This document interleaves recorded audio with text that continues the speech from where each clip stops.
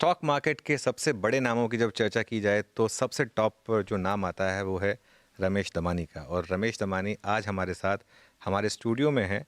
Get rich की second series के पहले एपिसोड में आज हम शुरुआत करेंगे रमेश दमानी जी के साथ।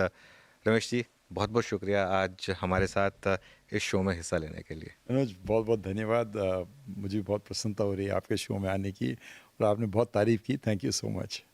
रमेश जी, आप एक अनएडल्टरेटेड बोल रहे हैं और काफ़ी टाइम से आपने एक व्यू रखा है कि इस मार्केट में रिटेल बहुत पैसा बनाएगा। आपको खुशी होगी कि इस बार वाकई में रिटेल ने बहुत पैसा बनाया मार्केट में। या जिन्होंने इन्वेस्टमेंट किया उन्होंने बनाया है। अनफॉर्चुनेटली जो सेबी की जो रिपोर्ट आई थी अभी एक दो दिन पहले, वो बोल रहे थे कि retail public who has gone primarily into futures and option trading have lost money. उनके हिसाब से 90% have lost money, which is about a crore of people. 50,000 crore रुपया नुकसान किया उन्होंने। 50,000 करोड़ रुपया उसने किया। 50,000 crore रुपये में could buy the complete Tata Elxsi or companies like Biocon. That is the amount of money they lost. So it is bittersweet. मुझे बहुत अच्छा लगता है कि इंडियन प्रोस्पेरिटी में इंडियंस पार्टिसिपेट कर रहे हैं. I feel a bit sad that people are playing in the F&O market without understanding the market. And according to the stats, they lost 50,000 crore rupees. Ramesh ji, आप इतने सालों से मार्केट में, आपके टाइम पे भी जब आप यंग थे तब भी ट्रेडिंग होती थी, ऑब्वियसली तब रिंग ट्रेडिंग होती थी। ट्रेडिंग में ऐसा क्या एक चस्का जब आपको दिख रहा है कि इन्वेस्टिंग में इतना पैसा बन रहा है और ट्रेडिंग में पैसा लूज हो रहा है, फिर भी क्यों लोग फिर लॉन्ग टर्म इन्वेस्टिंग नहीं करते हैं? आई थिंक लोगों को भरोसा नहीं आता है कि एक्चुअली एक शेयर बाज़ार, आप देखिए जो इंडिया में जो कांड हुए थे 92, 93 या 2000 में कांड, they were all done by people who believed in trading, not people who believed in investing. जो हम इन्वेस्टर्स हैं वो बिलीव करते हैं कि कंपनी का परफॉर्मेंस आता है, रिजल्ट्स आता है, शेयर प्राइस बढ़ते हैं। द अदर बिलीव कि हम लोग खाली भाव बढ़ा सकते हैं हमारे खुद के लेने से, या फिर कोई संस्था को दिला देंगे शेयर तो अपने आप बढ़ जाएगा share. That is wrongly misplaced. The Indian market is compounded at 16-17% over the last 30-40 years. So people जो इक्विटी लिए हैं और इक्विटी रखे हैं, उनके यहाँ तो लक्ष्मी और धन बरसा है in this bull market.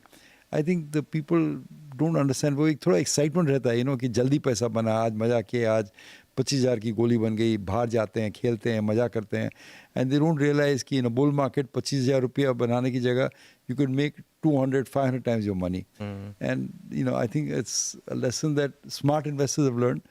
Some haven't learned yet.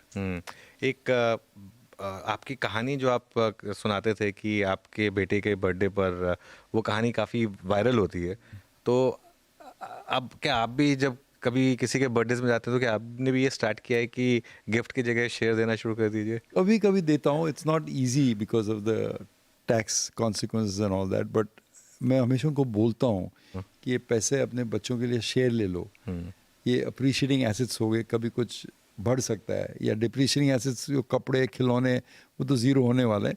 Of course kids require some of these, I am not denying that, but you should also have one hat for long-term investing, which I'm doing. I have 2 grandchildren, Anuj, you'll be happy to know, Veer and Arna, and as their proud dadu, I started investing for them long-term, things that will mature in 5, 10, 20 years time when they are reaching adulthood. तो उनको पता है कि दादू कर रहे हैं हमारे लिए? नहीं, उनको कोई वो 7 और 5 साल के तो कुछ समझते नहीं है, but it's an academic exercise I've done. I wish I'd been able to do it for my son. We didn't do it, but I'm trying to definitely do it for them. I think my grandson one day called me and he said, "Dadu, you don't work." I said, "What do you mean?" He said, "आप तो दिन भर paper पढ़ते रहते हैं office में बैठ के." मैं बोला, बेटा तेरे को मालूम पड़ेगा आगे जाके. But he's still young. By the time he's 17, he'll understand. उसको नहीं पता कि अभी कितने पापड़ बेले हैं तब जाकर ये पोजीशन आई है. आपके बेटे के पास वो शेयर्स अभी तक पड़े हैं? बाय द वे, वो जो गिफ्ट वाली स्टोरी थी जो HDFC Absolutely, बैंक वो के. शेयर्स आपको बता दूं, HDFC बैंक थे, एंड उस टाइम जब मिले थे 25,000 की वैल्यू थी उसकी, और अभी तो कई करोड़ की वैल्यू हो गई उसकी, और अभी तक पड़े हैं उसके पास. So just imagine 200 other guests who came, gave him toys, clothes, which all became, we've forgotten what he's gotten. But those shares still remain with us. They're almost a priceless legacy. And something that we always remember, the wise friend who gave it to us. So, to repeat through your podcast, Anuj, always when you're young, invest in appreciating assets. जो chance है बढ़ने का, as opposed to depreciating assets. Because appreciate करके कुछ बन सकता है life में. इक्विटी की क्या यहाँ से भी अप्रिशिएटिंग एसेट क्लास है? अब हम इस समय बुल मार्केट की कौन से स्टेज में हैं? क्योंकि बहुत बड़ी बुल मार्केट हमने पिछले 4 सालों में, शायद कोविड के बाद से इस इस रन की शुरुआत हुई, लेकिन उससे पहले भी हमने एक अच्छा खासा बुल रन देखा था। इस समय हम किस स्टेज में हैं Ramesh ji? Anuj, first of all, in my opinion, I'll tell you because it's a personal story. ये bull market चालू हुआ था 2019 में, when Nirmala, in fact, exactly 5 years ago, when Nirmala Sitharaman came and announced the corporate tax rate cut, as you said, and the market went up with a 1,000-point gap, 5% gap that particular day. Covid में आके नीचे वापस test किया था पर रुका नहीं, वापस बढ़ गया उधर. So broadly we've doubled in 5-6, doubled a bit more than that in the last 5 years on the Nifty or the Sensex, however you will out there. So the question is, can you still make money? I think market is, bull markets have length. Bull market कोई permanently चलता नहीं है, कहीं ना कहीं जाके रुक ही जाता है. कोई भी bull market कहीं ना कहीं जाके रुकता है. कभी कभी 20-30 साल वापस भाव नहीं आते हैं. For example Japan had a bull market, फिर 30 साल भाव नहीं आया. Thailand, I have just seen the market charts of Thailand. For 30 years, they haven't reached the new highs that they reached in the 80s. So markets, we are very lucky, we're very blessed. Unlike China, Thailand, Japan, who haven't had new highs in almost a generation, investors. Indians have constantly seen new highs in the market out there. So very blessed. Having said that, it just seems to me that the market is now transitioning from mid caps to large caps. Leadership has shifted in the market. And typically, if you have a very ferocious rally from this point, that would signal some sort of ending of the bull market. कोई melt up अगर हो गया तो it is melt up. It's not happened yet, but I'm saying be very cautious when a large caps go up and they go up very ferociously. It's always time to be alert.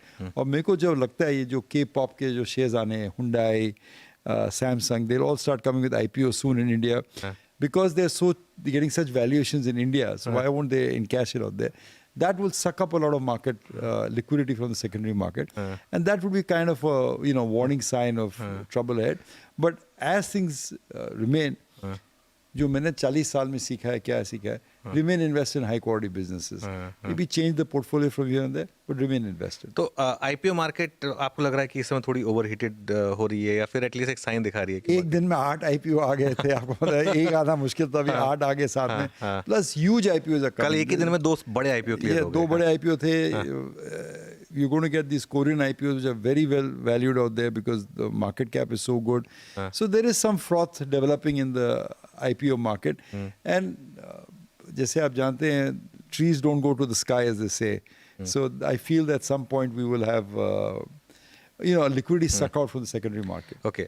Ramesh sir, फिर इसी पर मेरा एक और सवाल है, क्योंकि आपने इतने एग्जाम्पल्स लिए, क्या थियोरेटिकली ये पॉसिबल है, क्योंकि मेरी बात एक बार मनीष चौखानी जी से हो रही थी, कि अगले 10 से 15 साल में भारत में भी एक मैसिव बुल मार्केट आए जो पूरी की पूरी इस ग्रोथ को फ्रंट लोड कर दे, जो हम अगले 30 से 40 साल में जो हमारा ट्रांजिशन होना है उसको फ्रंट लोड कर दे, और हम अगले 10-15 साल में एक ऐसा टॉप क्रिएट कर लें जो आगे जाके हम भी ना हिट कर पाए? तो क्या ऐसा चांसेस हैं ऐसी चीज़ों के? अभी क्रिएट करेंगे कर दें अगले 10 से 15 साल में, और वो टॉप अभी पता नहीं कितना, वो शायद 5 लाख पे हो निफ्टी के, शायद 10 लाख पे हो, यू नेवर नो. लेकिन आपके मुंह में घी शक्कर, 5 लाख निफ्टी हो तो मेरी तो जिंदगी पार हो जाएगी, बाकी देखा जाएगा. क्यों नहीं हो सकता 5 लाख निफ्टी भारत जैसे देश में, अगर जिस तरीके का मार्केट है, जिस तरीके से कंपाउंड हो रहा है, और आप तो कंपाउंडिंग के बहुत बड़े फैन हैं, अगर 15-20 साल तक इसी तरीके से अर्निंग्स आती रही तो कंपाउंड होके हो जाएगा? I mean, it's difficult to say. See, India will have to go from a third world country to a third largest country, which we are happening. But per capita income is also to increase. Yes. We need to increase that very desperately. If that happens, of course, it can happen out there. But इतनी है सोच नहीं है, 5 साल आगे सोच रहा हूँ, it looks good, conditions look good.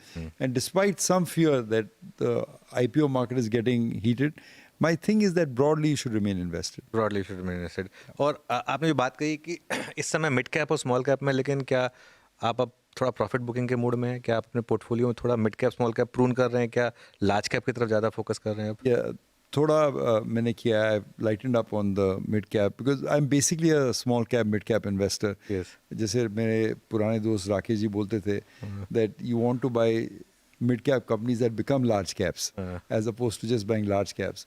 So but the valuations ही थोड़े stretch लग रहे हैं मेरे को. So we have sold some and trying to transition into large caps. Rakesh ji की याद बहुत आती है वैसे, है ना? अरे कोई दिवाली उनके बिना मज़ा नहीं आता है. अभी 2 साल हो गए उनको and it just जो उनकी महत्व की बात है अनुज, that people really need to understand that he started with a few thousand rupees. And if you look at his career of how much he started with and what he made, he's compounded in dollar terms. In dollar terms, I think it's greater than 40%, which I think is a Guinness Book of World Records. I don't think, in fact, I know Warren Buffett has not compounded more than 21% over a 40-year career. Unfortunately, life cut him short. Otherwise, he would have kept on setting records of creating wealth generation. I think sometimes you appreciate people only when they're not in present of you. And I really do miss him and appreciate his teachings.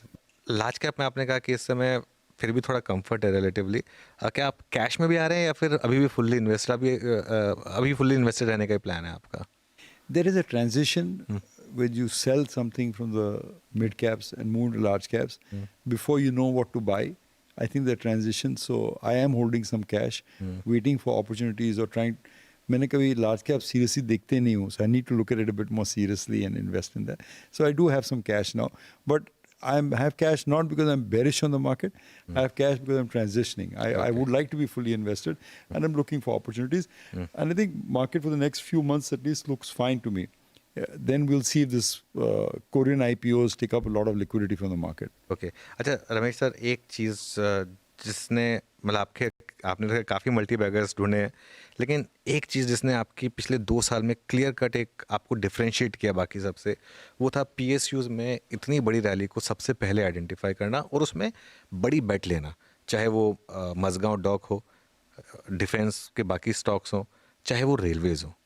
ये इस cycle में जो PSUs में जो bull run आया, उससे retail investor क्या सीख सकता है और आपने क्या सोचकर इन स्टॉक्स में इतनी बड़ी पोजीशन ली थी? I think what market rewards is, Warren Buffett has said it very well, Anuj, that in the short run, the market is a popularity machine. In the long run, it is a voting machine. जो सबसे जो चाहते share थे 5 साल पहले, banks ले लो, FMCG companies ले लो, वो चले ही नहीं 4 साल. Because you are buying popularity. अरे ये सबको बोल सकते हैं मेरे पास XYZ शेयर है, ABC शेयर है, टेक्स है, whatever. बट जो रुपये की चीज़ 10 पैसे में मिल रही थी वो किस देखना नहीं चाहता था. So investors need to understand that a share because is unloved is not a bad share. अपने की शेयर बाजार में the one most important thing is रुपये की चीज़ 10 पैसे में 20 पैसे में खरीदने की. और वो शेयर अपने को रुपये की चीज़ 10 पैसे में मिल रही थी with a dividend yield to boost, with a very good dividend, and the earnings visibility was very clear on those shares. So I think investors should learn to think independently and value businesses. It's most important that you understand the valuation of the business. It's not very hard to do. लोग बोलते हैं मैं कैसे कर सकता हूँ, कर सकते हैं. It's a matter of habit, understanding कि how is the market valuing this business. You don't buy a price, you don't buy past history, you value a business and buy it. तो आपने एक बार कहा था ना कि रुपए की चीज़ चवन्नी में मिलती है, लेकिन तब जेब में चवन्नी होनी चाहिए. तो खैर चवन्नी थी, but people wanted to buy what is popular. ये चला नहीं, 5 साल इसके नहीं लूंगा. अरे चला नहीं, उसका there is no reason to buy. What are the prospects, what are the earnings power, and are you getting it with the margin of safety. And we felt in those shares we were getting it at that time. अच्छा Ramesh sir, लेकिन पिछले 3 महीनों में PSUs ने चलना बंद कर दिया. क्या अब ये ओवर ओन्ड हो गए इसलिए चलना बंद हुए हैं? एक्चुअली कई स्टॉक्स तो अब टॉप से 30-40% गिर भी गए हैं. तो but what a great run they've had. I mean वो 30 गुना बढ़ गए, उसके बाद 20% घट गए तो घट गए. I mean there lot of other stocks in the PSU sectors, in the oil and gas sector for example, in engineering, in construction, that still looks good. I mean, no share goes up all the time. Everything corrects. So it's just, it's a fallacy thinking. Everyone says, oh, I told you so. But you didn't tell me when the price was 200 and I could make 30 times the money. I mean, it just, I think it's just... मतलब अभी भी यहाँ पे selectively काफ़ी value है. I think PSU's bull market का जो leadership अभी भी PSU में, but the roles are transitioning. So I feel somewhere in the oil and gas sector, some in the engineering, some in construction, will continue to do well. Power sector will continue to do well. अच्छा Ramesh sir, आपने example दिया था, उस pure example HDFC bank का जो आपके बेटे को गिफ्ट मिला था, जिसकी वैल्यू आज इतनी ज़बरदस्त हो गई. इंडिया के बैंकिंग सेक्टर में एक कहा जा रहा है कि मिनी क्राइसिस है, क्योंकि सब लोग डिपॉजिट्स आ ही नहीं रहे हैं. सब लोग अपना पैसा स्टॉक मार्केट में डाल रहे हैं. PNB को भी शायद डिपॉजिट नहीं मिल रहा है, इसके लिए उसको QIP करना पड़ रहा है. तो क्या ये माना जाए कि वाकई में कुछ मिनी क्राइसिस है या फेज है कि चला जाएगा? A crisis is a financialization of Indian savings going on, and people have bet very aggressively on the stock market. I'm not really a big investor in the financial sector as such, so I don't have opinions. But, my sense is they'll do fine.